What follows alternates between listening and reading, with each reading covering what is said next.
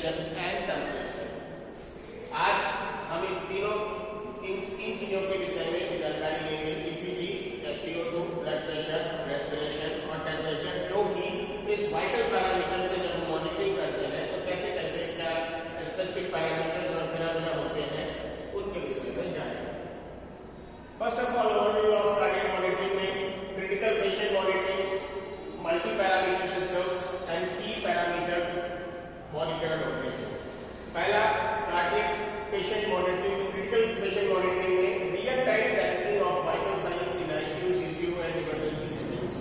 क्या होता है, जब कभी भी कोई पेशेंट क्रिटिकल होता है, चाहे वो आईसीयू में हो, चाहे सीसीयू में हो या फिर कोई इमरजेंसी यूनिट में हो, तो वहां पे उस पेशेंट की जो कंडीशन होती है काफी क्रिटिकल हो सकती है। तो क्रिटिकल पेशेंट्स के लिए मॉनिटरिंग भी बहुत ही प्रॉपर और एक्यूरेट होनी चाहिए और स्पेसिफिक होनी चाहिए।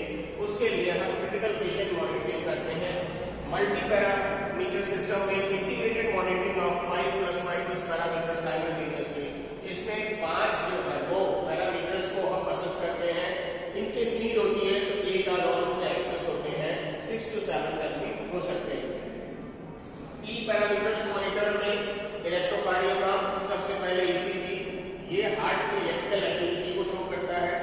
Oxygen saturation, this is SpO2, it indicates blood oxygen levels, blood के अंदर जो ऑक्सीजन का लेवल है उसको बताता है। ब्लड प्रेशर में दो तरीके से होता है, NIBP और IBP, that is called non invasive blood pressure and this is invasive blood pressure, IBP। और ये आर्टेरियल प्रेशर के लिए होता है। IBP आर्टेरियल प्रेशर के लिए ये इन नॉन इन्वेसिव प्रोसीजर होता है, जो बीपी कफ लगा के हम वहां से पेशेंट को ब्लड प्रेशर चेक करते हैं। नेक्स्ट इज रेस्पिरेशन रेट में ब्रीदिंग पैटर्न्स को हम चेक करते हैं और पेशेंट का रेस्पिरेटरी रेट भी असेस करते हैं। बॉडी टेम्परेचर में कोर ऑब्लिक पेरिफेरल टेम्परेचर हम चेक करते हैं। जनरली ज्यादातर कोर ही करते हैं और पेरिफेरल भी करते हैं। नेक्स्ट, पहली बात करते हैं ईसीजी मॉनिटरिंग की। इसको कहते हैं electrocardiography. It measures electrical activity of the heart. ECG से हम हार्ट की इलेक्ट्रिकल एक्टिविटी को मॉनिटर करते हैं या असेस करते हैं। इसके स्टैंडर्ड लीड्स होती हैं, 3 लीड्स में lead 1, lead 2 and lead 3, 5 leads में 1, 2, 3 ABR, ABL और ABF and D leads, and 12 lead में कंप्लीट डायग्नोस्टिक, इसमें 12 लीड पूरी होती है। ठीक है, तो इस तरीके से लीड्स का यूज होता है। जनरली ज्यादातर हम लोग 3 to 5 लीड्स को यूज करते हैं। अगर डायग्नोस्टिक पॉइंट ऑफ व्यू से चेकिंग करनी होती है तो हम फिर कंप्लीट डायग्नोस्टिक चेकअप के लिए 12 लीड ईसीजी करते हैं। Next is sampling rate. इसमें 250 से 1000 हर्ट्ज तक होता है और बैंड रेट जो होती है 0.05 से 150 हर्ट्ज तक होती है। ठीक है, now the key parameters are, इसमें हार्ट रेट नॉर्मल जो होता है वो 60 से 100 बीट्स पर मिनट होता है। रिदम इसकी जो एनालिसिस करें तो detects arrhythmias, atrial fibrillation and ventricular tachycardia. Generally ये 3 चीजें बहुत स्पेसिफिक है रिदम में, किसी भी तरीके की एरिथमिया या एट्रियल फिब्रिलेशन या फिर वेंट्रिकुलर टैकीकार्डिया। ठीक है, नेक्स्ट इज वेवफॉर्म कंपोनेंट्स में P wave is indicative of atrial depolarisation. ठीक है, QRS complex is ventricular depolarization and T wave is repolarization and ST segment is ischemic detection। ये specific चारों जो वेवफॉर्म्स हैं ये अपनी अपनी चीजों को इंडिकेट करती है। नेक्स्ट, ईसीजी टेक्निकल इंप्लीमेंटेशन क्या है? Electrode placement, right arm white, left arm black, right leg green and left leg red, और चेस्ट लीड ब्राउन, और वो भी स्पेशली प्रीकॉर्डियल रीजन में होती है। प्रॉपर स्किन प्रिपरेशन कैसे एसेंशियल है? क्लीन करें, ड्राई स्किन हो और लो इंपीडेंस हो, लेस देन 5 किलो हो। ठीक है, अलार्म्स एंड अलर्ट्स में क्रिटिकल अलार्म्स इसमें ए सिस्टोल जब फ्लैट लाइन हो। ए सिस्टोल उस कंडीशन को कहते हैं जब लाइन बिल्कुल फ्लैट हो, कोई भी उसमें वेवफॉर्म न बना। Ventricular fibrillation and ventricular tachycardia. ठीक है, जब भी बहुत ज्यादा वेंट्रिकल्स का कॉन्ट्रैक्शन हो तो वो टैकीकार्डिया होता है, और एक्सेसिव तो फिर वो फिब्रिलेशन होता है। ऑलमोस्ट 200 के आसपास तक fibrillation, if it is above it is called Flutter, and ventricular tachycardia can increase from 100 to लेकर 120, 140 180 and also called ventricular tachycardia, but it increases more than or up to 200 is called ventricular fibrillation. Next is warning alarms. When the bradycardia occurs, what is called bradycardia? Bradycardia is when the heartbeats are less than 50, but insignificantly it is told when the heart rate is below 60, it is called bradycardia, but significantly here mentioned is this 50. And tachycardia, if the heart rate is more than 120 beats per minute and irregular rhythm, इसके साथ साथ अगर irregular rhythm है तो वहाँ भी warning alarms होंगे और साथ में lead disconnection पे भी alarm आपको मिलेगा. Now next is SpO2 monitoring, जिसको pulse oximetry कहते हैं. Principle of operation क्या है? It is a non-invasive measurement of arterial oxygen saturation using differential light absorption of oxygenated versus deoxygenated hemoglobin. तो ये एक तरीके से non-invasive प्रोसीजर होता है, इसमें बॉडी के अंदर कुछ भी प्रोड्यूस नहीं करना होता है और ये एक तरीके से सेंसेशन के थ्रू ये आर्टियल ऑक्सीजन के सैचुरेशन को बताता है और इससे लाइट एब्जॉर्प्शन के थ्रू ये प्रोसेस होता है. तो इस तरीके से ये हीमोग्लोबिन के अंदर ऑक्सीजन कितना है उसकी मात्रा को बताता है. टेक्नोलॉजी क्या है? इट्स डुअल वेवलेंथ एलईडीज होती हैं, रेड लाइट और infrared 660 nano and 940 and photo detector measures transmitted light. तो इसमें फोटो डिटेक्टर लगा होता है, वो ट्रांसमिटेड लाइट को मेजर करता है, calculates oxygen saturation ratio and update rate 1 to 2 second, हर 1 से 2 सेकंड पे अपडेट करता रहता है. इसका मेन काम है calculates oxygen saturation ratio. Next is normal values and alarms में नॉर्मल SpO2 95 to 100% तक होता है. अगर हाइपोक्सिमिया लेवल क्या होता है? When it is mild, it is 90 to 94% and moderate 85 to 89. If it is less than 85% saturation, it's severe hypoxemia. Is it clear? When the saturation is less than 85, it's severe hypoxemia. If it is 85 to 89, it is moderate hypoxemia, and if it is 90 to 94, it is mild hypoxemia. Okay? If this goes below this, you have to be attentive to deal with oxygen, and you have to give the support of oxygen to the patient and assess the patient very carefully and properly and diagnose the case. What's the wrong with that? Now also measures pulse rate from plethysmograph. Plethysmograph के through patient की जो fingers पे लगी होती है तो उससे pulse का असेसमेंट भी होता है और साथ में परफ्यूजन इंडेक्स भी इससे मिलता है. परफ्यूजन क्या है कि ब्लड सप्लाई कितनी उस एरिया तक पहुंच रही है उसके विषय में ये बताता है. Next is SpO2 clinical consideration क्या है?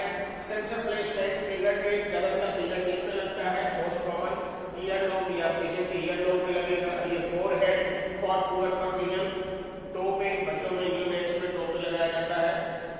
एंड फैक्टर्स अफेक्टिंग एक्यूरेसी, क्या फैक्टर्स है जो एक्यूरेसी को अफेक्ट करते हैं? पहला है मोशन आर्टिफैक्ट्स. अगर हाथ पैर हिलाता रहता है पेशेंट तो फिर उसकी वजह से रीडिंग सही नहीं आती है. नेल पॉलिश अगर लगी हुई हो तो भी सेंसिंग प्रॉपर नहीं होगी, उसकी वजह से रीडिंग नहीं आएगी. या आर्टिफिशियल नेल्स हो तो भी सेंसिंग नहीं होगी. पुअर पेरिफेरल परफ्यूजन, इसके साथ साथ अगर पुअर पेरिफेरल परफ्यूजन हो तो भी इसका जो एक्यूरेसी है वो प्रॉपर नहीं होगा. एम्बिएंट लाइट इंटरफेरेंस, अगर एम्बिएंट लाइट है तो भी इंटरफेरेंस के कारण वो सही रीडिंग नहीं देगा. कार्बन मोनोऑक्साइड पॉइजनिंग, अगर कार्बन मोनोऑक्साइड पॉइजनिंग है तो भी ये आपको मुश्किल करेगा रीडिंग में. Next is anaemia, haemoglobin is less than 5 ग्राम पर डेसिलिटर. तो अगर एनीमिया है तो भी सेंसिंग प्रॉपर नहीं होती है. Next advance features in modern system, Masimo SET technology for motion tolerance, pleth variability index that is called PVI for fluid responsiveness, total haemoglobin SpHb measurement और methaemoglobin that is called SpMet and oxyhaemoglobin that is called SpCO detection.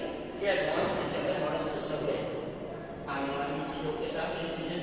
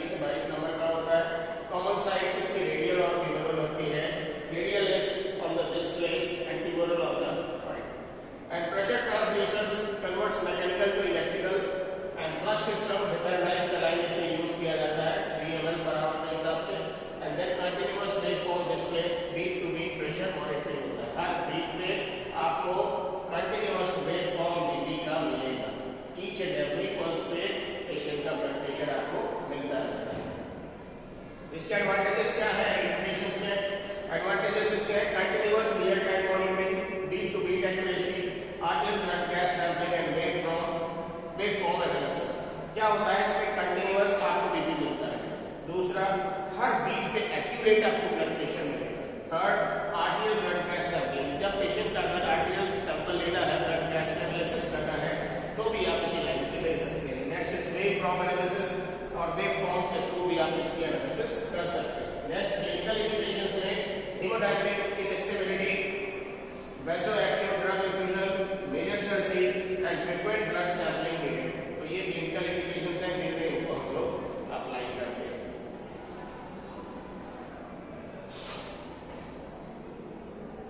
Next is respiration monitoring में impedance tomography, that is uses ECG electrodes to measure chest impedance changes during breathing. Principle क्या है इसका? High frequency current, that is 20 to 100 kilohertz, impedance increase with inspiration, inspiration के through impedance बढ़ता है, and decreases with expiration, और जब हम अपनी सांस निकालते हैं तो ये impedance घटता है। रेस्पिरेटरी रेट जनरली क्या होता है? नॉर्मल एडल्ट्स में 12 to 20 ब्रीथ पर मिनट, 12 से लेकर 20 तक, एंड पीडियाट्रिक्स में 20 to 30 ब्रीथ पर मिनट, और इन्फेंट में यही rate 30 to 60 breath per minute होता है।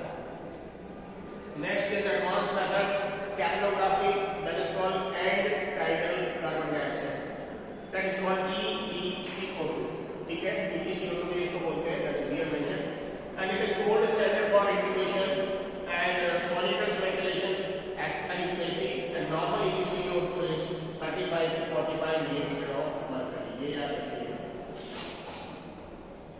Next is respiratory waveform analysis में pattern recognition, apnoea detection and Cheyne Stokes pattern, ये तीन तरीके की चीजों को हम इसमें असेस करते हैं वेवफॉर्म के थ्रू। और अलार्म्स क्या होता है? जब हाई रेट हो या लो रेट हो या एपनिया, तीनों ही कंडीशन। अगर रेट रेस्पिरेटरी रेट हाई है तो भी अलार्म करेगा, लो रेट है तो भी अलार्म करेगा, और एपनिया मतलब सांस रुक रही है या सांस पेशेंट नहीं ले रहा है तब ये बता देगा, और एपनिया डिटेक्शन 20 सेकंड के अंदर ही बता देगा। नेक्स्ट इज टेम्परेचर मॉनिटरिंग में measurement sites and methods, core temperature, peripheral temperature and normal ranges. Generally core temperature oesophageal, that is most accurate, rectal, bladder and pulmonary artery, that is gold standard. तो ज्यादातर जो होता है oesophageal या rectal या bladder या pulmonary artery के through होता है। पेरिफेरल में oral, axillary, tympanic and temporal artery के थ्रू। एंड नेक्स्ट इज इसकी नॉर्मल रेंजेस, कोर में 36.5 से 37.5 या 97.7 से 99.5 डिग्री फ़ारेनहाइट। हाइपोथर्मिया कब होगा? When this is less than 35 degree centigrade, और हाइपरथर्मिया कब होगा? जब 38.3 डिग्री सेंटीग्रेड से अबव होगा। इसकी एक्यूरेसी जो होती है ±0.1 डिग्री सेंटीग्रेड होती है। ये दो चीज याद रखिएगा, हाइपो और hyperthermia. If the temperature is lower than 35 degree centigrade it is called hypothermia, and if the temperature is above 38.3 it is called hyperthermia. Next is temperature sensor technology.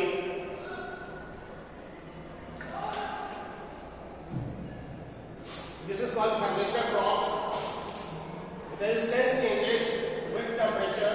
High sensitivity, that is 0.01 degree centigrade. Fast response time means less than 1 second. And most common in cardiac patients, that is disposable or reusable props. Infrared sensors में non-contact measurement, tympanic and temporal scanners, quick reading, almost 1 to 3 second में read करता है, less accurate than core props. ये less accurate होता है core props के। And patient comfort advantage, ये patient के comfort को advantage करता है।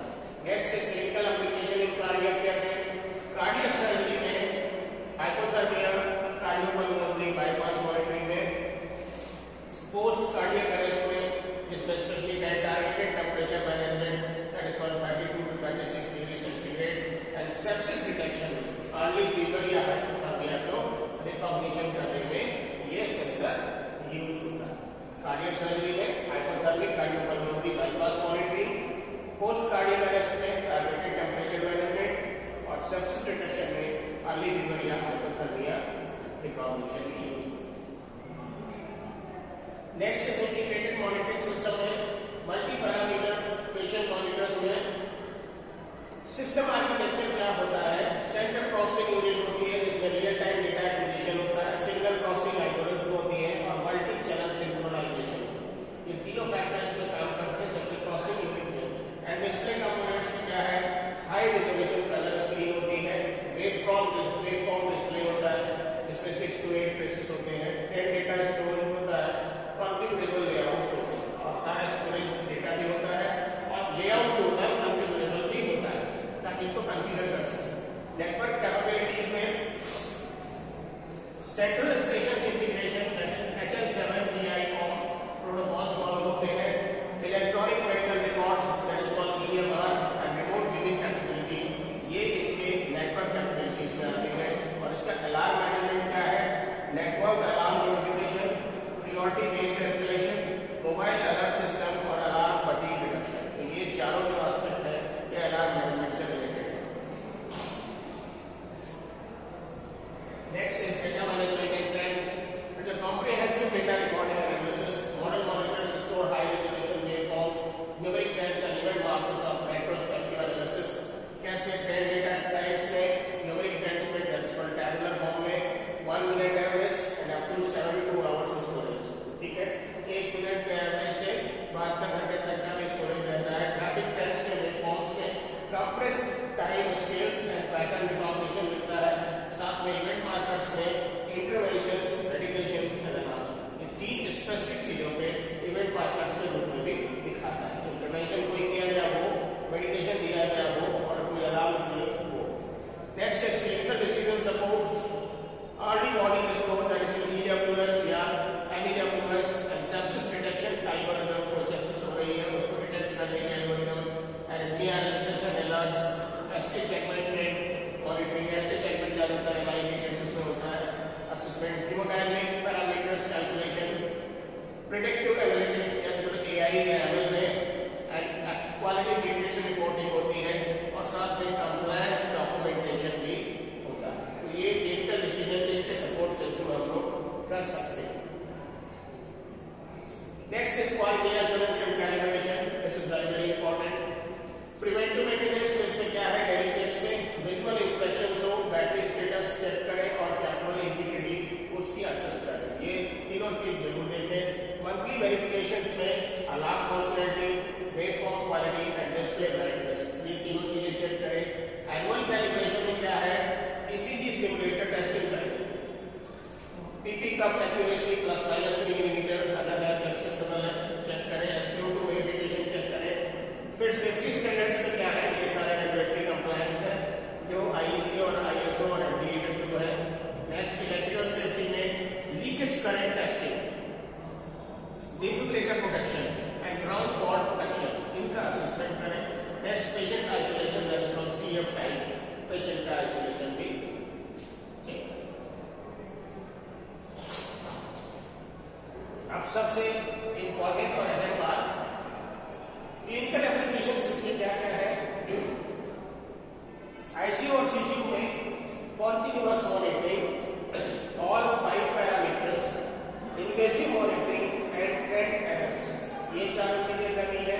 Continuous monitoring 5 parameter, ECG, SpO2, BP और ये सारी चीजें जो हम लोगों ने पहले असेस की थी, आप पर गौर करेंगे।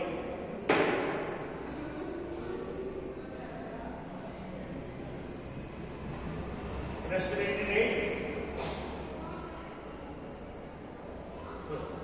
ये आपको बताया था। ECG, SpO2, NIBP, breathing rate और कोर पेरिफेरल टेम्परेचर। ठीक है, क्लिनिकल एप्लीकेशंस में ये मैंने पांचों आपको बताया।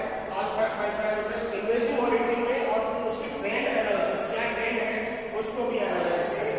फिर ऑपरेटिंग रूम्स में एनेस्थीसिया मॉनिटरिंग, जब एनेस्थीसिया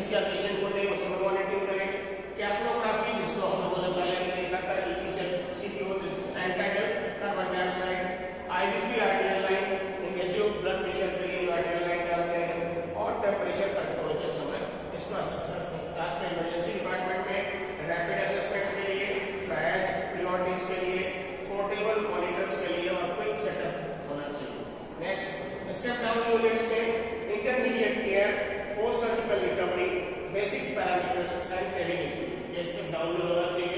कैथ लैब में क्या है, प्रोसीजर मॉनिटरिंग होनी चाहिए, 12 lead ECG, IBP monitoring and radiation protection होना चाहिए। ट्रांसपोर्ट में battery power, compact light weight, data connectivity and drug design होना चाहिए, ताकि ये इस तरीके से ऑल क्लिनिकल एप्लीकेशन से जो रिलेटेड है मॉनिटरिंग से अलग अलग जगह पे अलग अलग तरीके से इसके यूज और इसके एप्लीकेशंस को हैंडल और एक्सेस किया जाए। Next is future trends in cardiac monitoring, जैसे emerging technology, wireless and wearable monitoring, patch based ECG sensors, जिसमें पैच ना हो उस तरीके के ईसीजी सेंसर हो, कंटिन्यूअस रिमोट मॉनिटरिंग, दूर से बैठ के मॉनिटरिंग लगातार की जा सके, रिड्यूस्ड पेशेंट केबल्स, और पेशेंट को जो एक्स्ट्रा केबल्स लगती है अलग अलग चीजों के असेसमेंट के लिए वो कम हो सके, artificial intelligence, deep learning for adult detection, और मॉनिटर में इस तरीके की फैसिलिटी हो कि वो डीप लर्निंग करे दुनिया के लिए तो पहले से ही आपको इन्फॉर्म कर सके। नेक्स्ट प्रेडिक्टिव डिटेक्शन एल्गोरिथम, अगर कोई डिटेक्शन हो रहा है तो एल्गोरिथम पहले से अगर सेट है तो आपको प्रेडिक्ट करके पहले से बता सकता है। ऑटोमेटेड अलार्म ऑप्टिमाइजेशन, और इसके साथ साथ ऑटोमेटेड अगर अलार्म उसको पहले से ऑप्टिमाइज है तो मुझे लगता है आपको बहुत सपोर्ट है। Next is cloud based analytics में big data integration, population health insight, ये सारी चीजें इसमें हो। एडवांस फीचर्स में नॉन इन्वेजिव मॉनिटरिंग में कॉन्टिन्यूअस टफलेस डीपी हो, जो नॉन इन्वेजिव में non invasive cardiac output assessment हो जाए, एडवांस एस्टिमेट पैरामीटर्स, तो ये बहुत ही आपके लिए काम का होगा। नेक्स्ट मिनिएचराइजेशन में implementable monitors, that is called ILR, use smart ICU integration and point of care ultrasound fusion हो तो बहुत अच्छा होगा आगे चलकर। नेक्स्ट इज इंट्रो पैरामीटर में FHIR standard compliance and seamless emergency medical response integration best में यूज हो सकता है। Next is key takeaway में on the whole multi parameter monitoring is essential for comprehensive cardiac care. Multi para monitoring comprehensive cardiac care में बहुत ही आवश्यक है। Each parameter provides unique physiological insights, और हर एक जो पैरामीटर है वो यूनिक फिजियोलॉजिकल इंसाइट्स को प्रोवाइड करता है, जैसे ईसीजी कार्डियक इलेक्ट्रिकल एक्टिविटी और रिदम को बताता है, एसपीओ2 ऑक्सीजन और परफ्यूजन स्टेटस को बताता है, ब्लड प्रेशर हेमोडायनामिक स्टेबिलिटी को बताता है, रेस्पिरेशन पेशेंट के वेंटिलेशन एडिक्वेसी को बताता है, और temperature metabolic and infection indications को बताता है। इसके साथ साथ integration and technology advances improve patient outcome. अगर हम टेक्नोलॉजी और को इंटीग्रेशन एडवांस इंप्रूवमेंट के साथ करें तो पेशेंट का आउटकम काफी बेटर हो सकता है। इसके साथ साथ proper calibration, maintenance and staff training are critical. ध्यान रखिएगा किसी भी इक्विपमेंट का कैलिब्रेशन बहुत जरूरी है और उसका मेंटेनेंस भी बहुत जरूरी है। साथ में स्टाफ को उसके विषय में प्रॉपर ट्रेनिंग देंगे तो कहीं ना कहीं जो हम पेशेंट के ऊपर जो उसका एक्सेस हो रहा है, यूज हो रहा है, वो बहुत ही अच्छा हो सकता है। उसकी वजह से पेशेंट को हम बहुत अच्छी एक तरीके से सर्विसेज दे सकते हैं और केयर कर सकते हैं और पेशेंट का आउटकम उससे बहुत अच्छा निकल सकता है। तो इस तरीके से ये पांचों जो पैरामीटर्स हैं इनका प्रॉपरली नॉलेज होना, इनकी प्रैक्टिस होना, इनकी स्टडी होना और इनको असिस्ट टाइम टू टाइम और प्रैक्टिकल हेल्प भी होना आपको एक्सपीरियंस देगा, और जिससे आप कहीं ना कहीं बहुत ही अच्छी प्रैक्टिस कर सकते हैं और पेशेंट की लाइफ सेव करने में बहुत सारा अपना योगदान